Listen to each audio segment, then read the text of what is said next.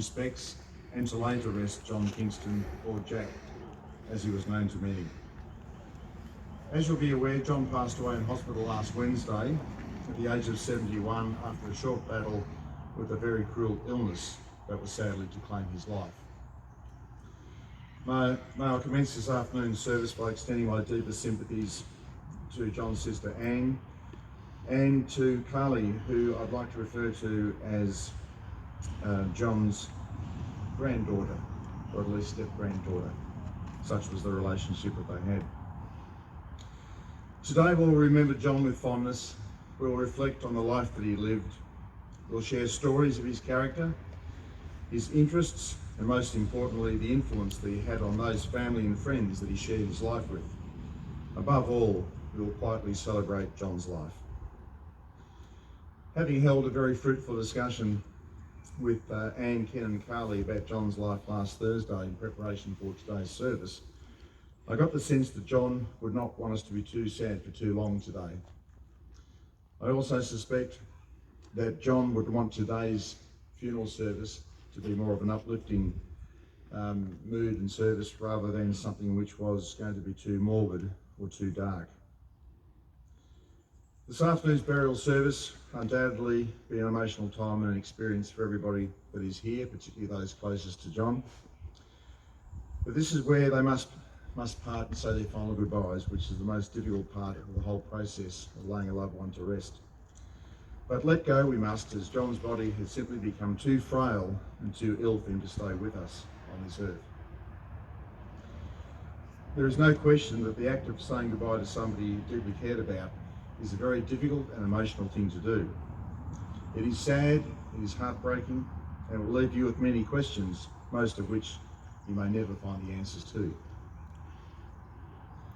You are entitled to be angry at the unfairness of John's passing, and you are more than entitled to shed as many tears as you like, because expressing your emotions openly is a very important part of the grieving and healing processes. So feel free to do so. Amidst your sadness and the emotion of the day, today is also a day to share equal amounts of tears and smiles, a day to give thanks, and a day to farewell a much loved man. And sharing memories and stories of those who have passed is also an important part of the healing process. So today we will do just all of that. Our first reading is entitled When I'm Gone. When I come to the end of my journey and I travel my last weary mile, just forget if you can that I ever frowned, and remember only my smile. Forget any unkind words I may have spoken, remember the good that I have done. Forget that I ever had heartache, and remember I've had lots of fun. Forget that I've stumbled and sometimes fell by the way, and remember I've fought some hard battles and won at the close of the day. Then forget to grieve for my going. I would not have you sad for a day, but in summer just gather some flowers and remember the place where I lay. And come in the evening when the sun paints the sky in the west, stand for a few moments beside me and remember only my best. Death is a subject that most of us don't like to talk about, particularly with those closest to us. But my message to all of you that are here to mourn John's passing is to live each and every day to the full and enjoy and appreciate what you have. If we are honest with ourselves, we know little about life and we know even less about death. But there is just one certainty in life, and that is death. Just as we are born to live, so too are we born to die. We cannot avoid it, as much as we don't like to talk about it or think about, particularly our own mortality. In simplistic terms, dying is just a part of the cycle of life. But no, in reality, it just isn't that simple. None of us are born with a roadmap. We all take different journeys along the way, and we go about our lives not knowing how long our own journeys will last and under what circumstances we will pass ourselves. We learn as we go, and we learn more about ourselves, about life, as we grow. So at the end of the day, when it's our turn to leave this earth, it will be up to those we leave behind to reflect on the life we lived, on the level of influence we had on others, and the legacy that we leave behind. Although not being able to see John again in the physical sense, the challenge now for those he leaves behind is to ensure that he is never forgotten and that you continue to draw on those life lessons that he has taught you. Hold those you love close to you, love them, hug them, and love them some more, because none of us know what tomorrow will bring, such as the unpredictability and often unfairness of life on this earth. That John would be struck down with a terrible and very cruel illness and pass so quickly should be a stark reminder how life for all of us can change in the blink of an eye. Having never met John before, I relied upon Anne, Ken and Carly to provide me with some details about his life and his character and what made him tick. They described John as having a bit of a wandering streak, as he loved to travel throughout his working life, moving extensively throughout Australia in search of opportunities and new challenges. In that sense, you could possibly say that John was probably a bit of a gypsy. Although never having been married nor had any children, there were numerous people in his life that John treasured greatly and who he loved them. His mentorship of several young people throughout his life gave him much pleasure and satisfaction, and they all meant a great deal to John. A very kind-hearted and protective man who enjoyed the company of his friends and who lived his life to the fullest. Above all, to me the most compelling and heartwarming description of John was that he was a man who would help anybody out who needed assistance. John's constant and faithful companion for the last 14 years was his beloved dog, Red Cloud Kelpie, who he found as a lost pup, wandering along the road in a small country location known as Miles. Not surprisingly, John decided to name him Miles, and the two were inseparable. They did everything together, with Miles never being more than a few metres away from John at any time. In an ironic and very sad twist, as John was fighting his cruel illness, Miles' health was also on the wane, and the day after John's passing, Miles had to be put down. Much of the influence over our own lives come from our parents, our teachers, our friends, other family members, even random people who come into your life just as quickly as they disappear. And as much as we like to think of ourselves as being perfect, sadly and realistically, none of us really are. That being said, we must accept that, like all of us, John was not perfect, but what I learned about John was that he truly loved life and lived it to the full. We all have our own flaws and imperfections, moments that we would like to take back, and words we wished we hadn't uttered. In John's case, from what I've learned, it appears as though his family would probably not want to change a single thing about him. While John will no longer be with us in the physical sense, he will be by your side as long as you think of him and as long as you think about what he meant to you and what you learned from him. What has been given to you cannot be totally taken away from you. I'd now like to read John's eulogy, which has been prepared with the assistance of his great mate, Ken. Ken has actually entitled the eulogy, Some Adventures of John Kingston. And some of these stories you may be familiar with, and others I'm sure will give you a sense of his character. John ventured into the art of making home brew. He stored this in his garage where Anne was also parking her new car. All was fine when they went to bed one night, only to be awakened by exploding bottles. Anne worried about her new car and no one would go into the garage because of the flying glass. When all was calm, they went in to assess the damage. All but 4 of the 40 bottles had shattered, and to Anne's relief, this was the end of John's brewing campaign. Next came laser grading trees and things that needed removing. Enter explosives into John's life. Mrs. Sorrigan called them the IRA of Arcadia and asked for a day's notice so she could remove all the breakables off the shelves in her home. Mr. Bertoni would walk outside, see the house was still standing and say to himself, well, Anne's still all right. On to John's sailing adventures. John bought the shell of a 40-foot yacht, which over the next 2 years was made seaworthy. It was loaded onto a low loader and trucked down to Hastings and then launched and moored at Stony Point. One of John's early sailing adventures resulted in running into ground on a sandbar in Western Port Bay. There was no budging it, and we had to wait until the high tide to get off.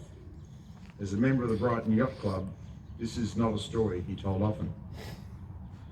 John's other adventures included fossicking for gold, fishing and motorbike riding. And what he did also love to follow, particularly on a television set, was the Tour de France each year, and he would never miss the Sydney to Hobart yacht race. So sail on, John, rest in peace. And that's from Kenny.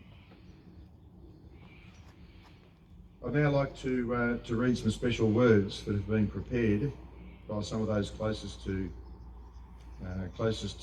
John. And I'm going to start with Carly's words. Johnny is like my granddad, and he could have been like a father to me, but I never had the chance to call anyone I liked my father.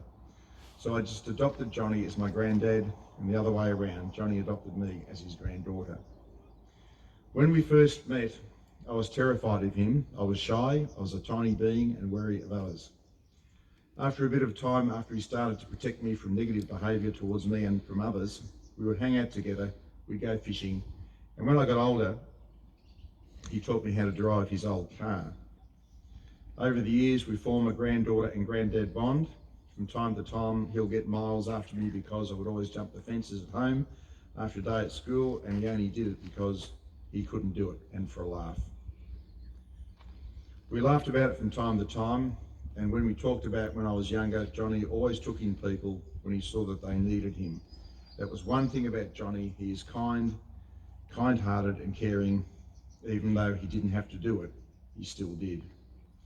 I will always be grateful that he moved in next door to me when he did, because otherwise I wouldn't be here today. He helped me to see that I have more in life for me in the future. He will always be loved and missed dearly.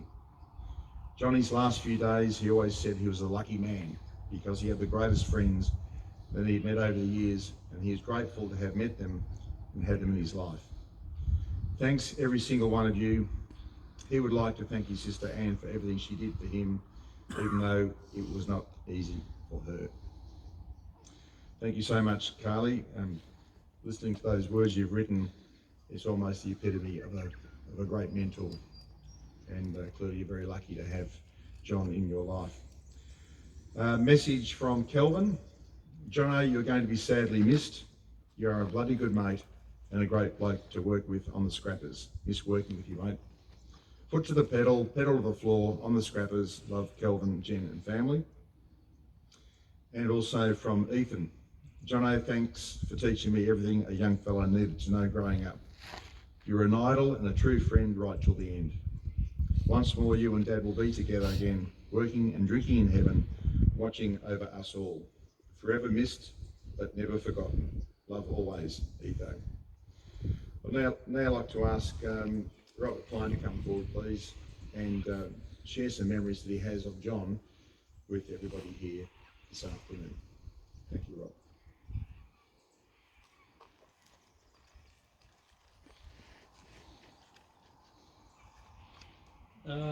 Hey everyone, thanks for coming. Condolences to Anne and Carly. I'm no good at funerals and no good at public speaking, so I don't know how this is going to go. For all of you that don't know me, my name's Rob Klein. I've known John for a bit over 30 years. First met John through Mum. She was applying for a job as a relief milker and got a job on the Kingston's farm there, milking cows with Anne. And then, not sure what happened, but Mum and John hit it off, and next thing I reunited them. And yeah, John and Mum were together for about 10 years, I think it was. John was been with us in Toolander for the first couple of years, and then we moved on to the Kingston's farm on the highway. About 6 or 7 years we're on the farm there for, and probably the best 6 or 7 years of my life. When I met John, he would have been about 38 or 39, about how old I am now, and I was probably 6 or 7.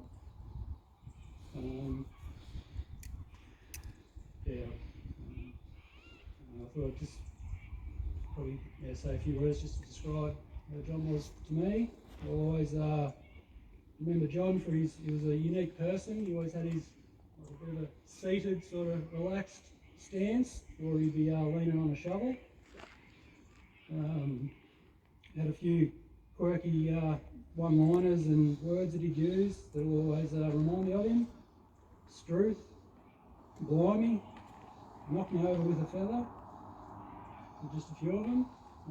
We had plenty more, but we'll talk about them at the pub later. John was a great storyteller.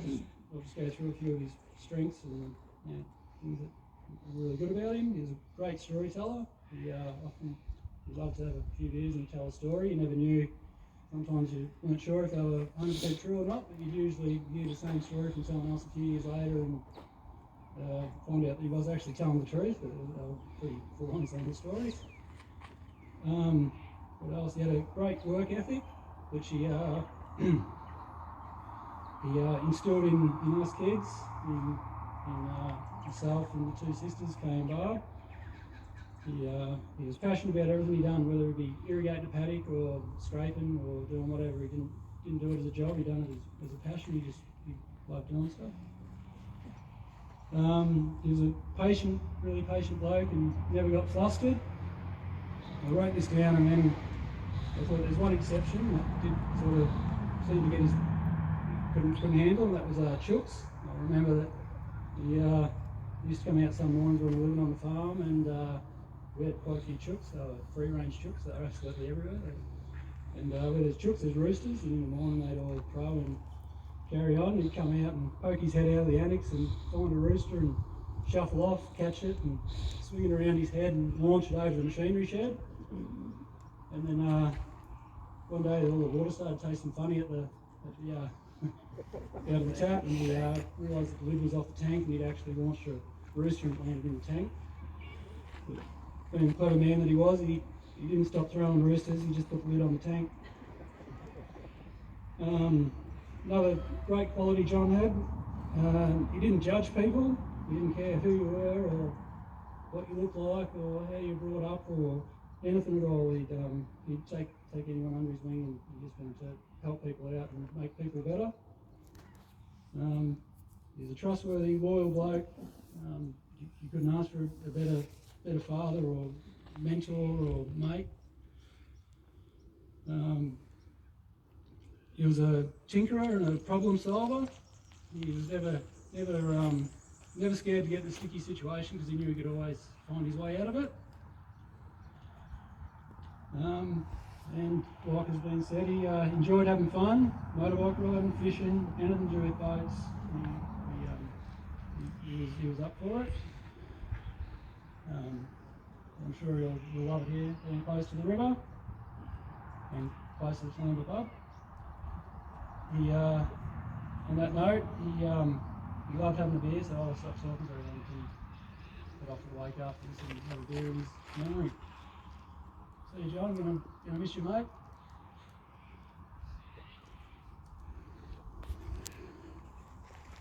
Thank you so much, Rob, for sharing those words and those memories.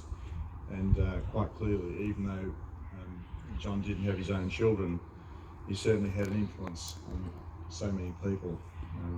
And as Rob said, was a mentor to him and clearly to others as well.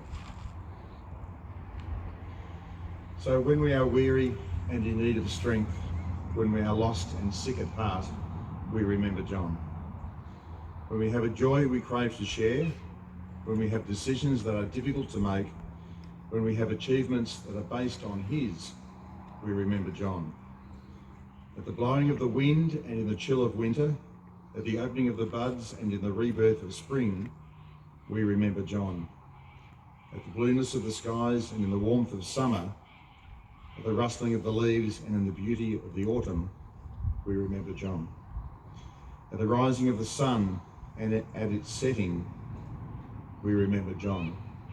As long as we live, he too will live, for he is now a part of us as we remember him.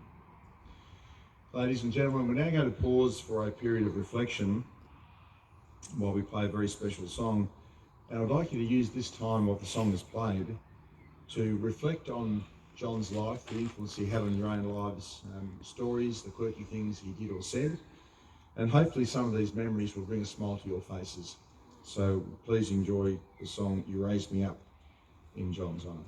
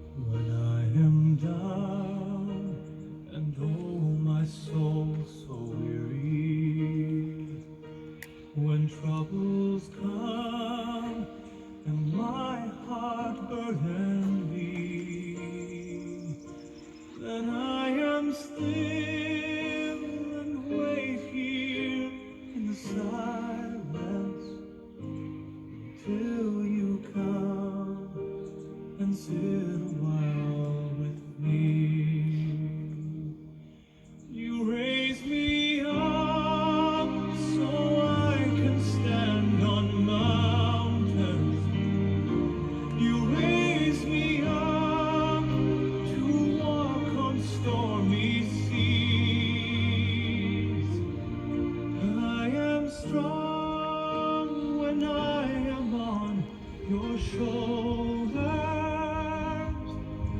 Raise me up to more than I can be.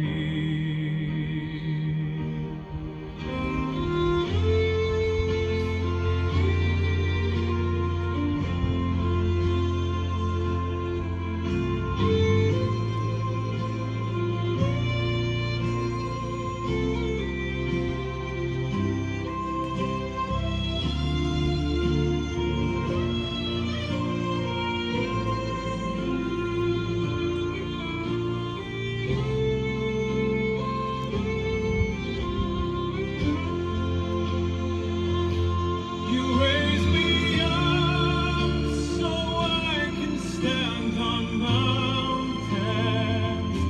You raise me up to walk on stormy seas.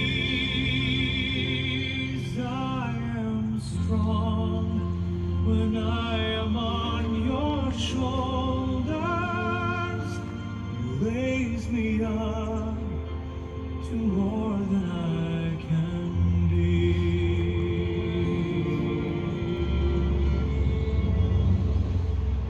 You raise me up so I can stand on mountains. You raise me up to walk on stormy seas.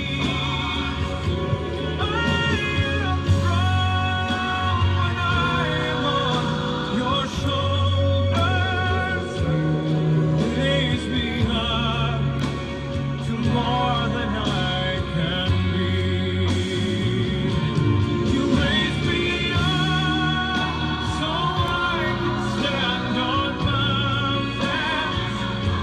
You raise me up to walk on stormy seas. I am strong when I am on your shoulders. You raise me up to more than I can be.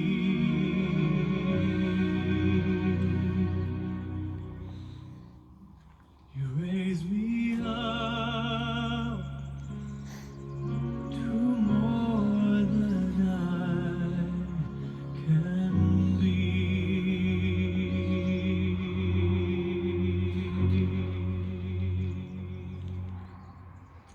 What a wonderful song we've just played to reflect on John's life and his passing as well. On behalf of John's family and close friends, I'd like to thank everyone for coming to this afternoon's burial service and for your love and support at this very difficult time. It's most important to them. I'd also like to acknowledge the kindness and compassion that has been extended to John and his family and friends by nurses from Golden Valley Hospice Care, who did an amazing job looking after John in the final weeks of his life. At the conclusion of this afternoon's burial service, you are all invited to attend the Junction Hotel in Toolambah to share light refreshments and, most importantly, some happy memories of John's life with others. Your attendance would be appreciated if you are able to make it. For those that are seated, would you please stand?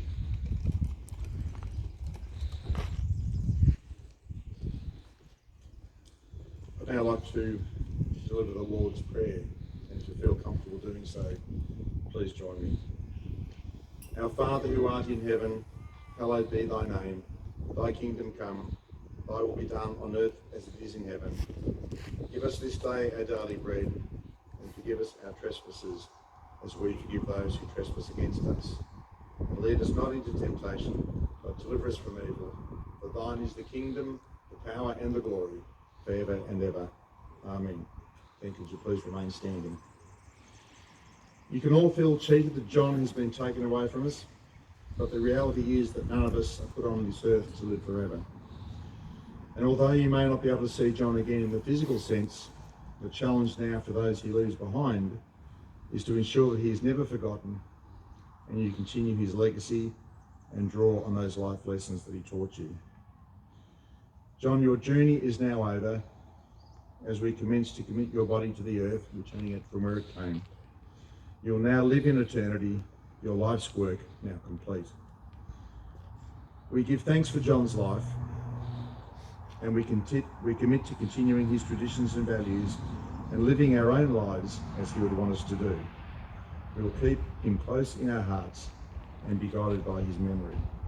So long as we live, so too will John live, because his life will continue to send ripples so very far and wide. To John's family and friends, dwell not overly long on the struggles that he endured during the final stages of his life, but remember him in happier times and remind yourself of the energy that he had for life and the love that he had for you. Ladies and gentlemen, if you have truly loved, you have been truly blessed. If your grief is too much to bear at this time, think of what you did with John and what you shared with him, and be grateful simply for that. Immerse yourself in thankfulness and be appreciative that you had the opportunity and pleasure of being an important part of John's life. To know is to love, and to share is to remember. The memories you have of John will remain with you forever. Warm, wonderful and happy memories of his friendship are yours to cherish and keep. John, may the road rise up to meet you. May the wind be always at your back. May the sun shine warm upon your face, and may the rains fall soft upon your fields. And until we meet again, farewell, John. May you rest in peace.